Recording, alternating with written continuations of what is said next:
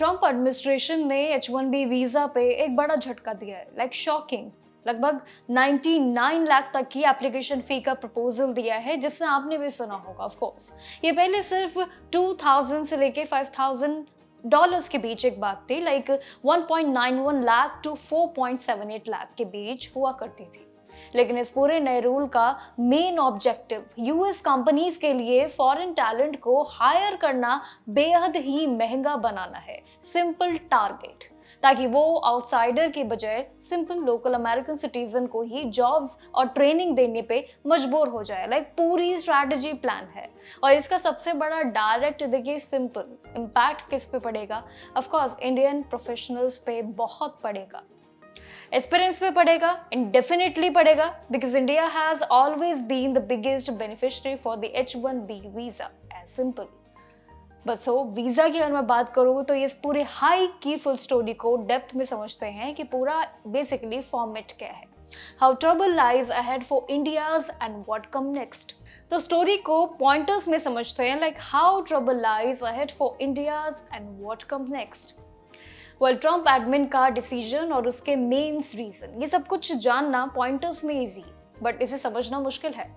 देखिए, bye American high American वाला कि US department of homeland security ने 103,265 यस इसकी एक्स्ट्रा फी का प्रपोजल रखा है, विच इज शॉकिंग।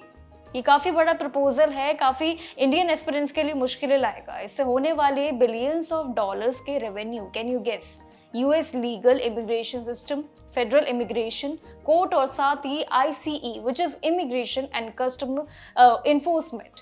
तो ये सारी चीजों का फंड भी किया जाएगा, सिंपल। एंड सेकेंड पॉइंटर भी बहुत ही सिमिलर है, which is funding the legal immigration system. Trump admin और साथ ही वाइस प्रेसिडेंट की अगर मैं बात करूं तो उन दोनों का ये कहना है कि यूएस कंपनीज को महंगी वीजा स्पॉन्सरशिप लेने के बजाय सिंपल लोकल अमेरिकन को हायर और साथ ट्रेन करना जरूरी है। ये सिंपल है, इसे करना भी चाहिए।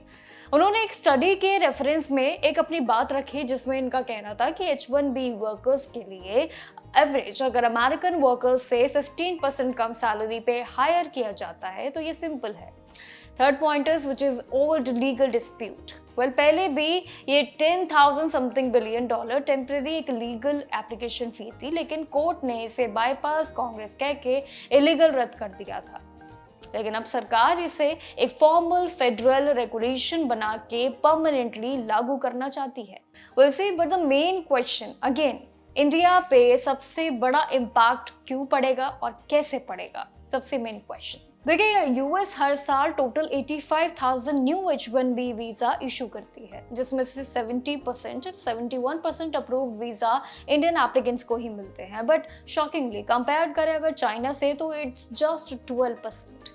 ये पूरा प्रपोज्ड जो कि 99 लाख की फी में आता है, और जिसके लिए यूएस में पढ़ रहे स्पेशली इंडियन जितने भी प्रोफेशनल्स हैं F1 स्टूडेंट्स को H1B वीजा में चेंज कर रहे हैं। NIT अगर बात करूं कंसल्टिंग सेक्टर में तो दोनों पे लागू भी होती है।